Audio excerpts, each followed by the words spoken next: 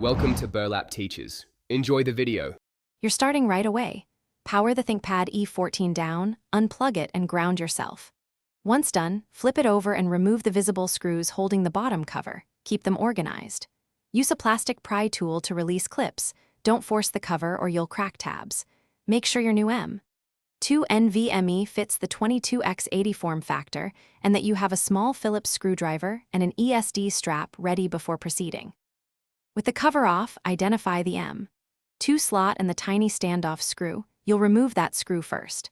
Hold the SSD at a 30-degree angle and slide the gold edge into the slot until it's seated. Once seated, rotate the drive down to the standoff and secure it with the screw. Tighten until snug but avoid stripping. After installing, double-check connectors and nearby cables so nothing was disturbed. Then prepare to replace the cover and reassemble the laptop.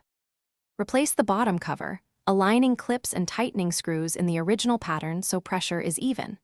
Power on and press the appropriate key to enter BIOS. You should see the new NVMe listed. If you plan to clone, connect your source drive first. Make the NVMe the boot device if installing OS.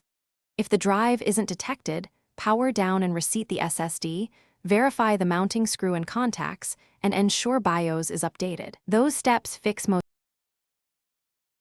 Thanks for watching. Consider subscribing if this video helped you.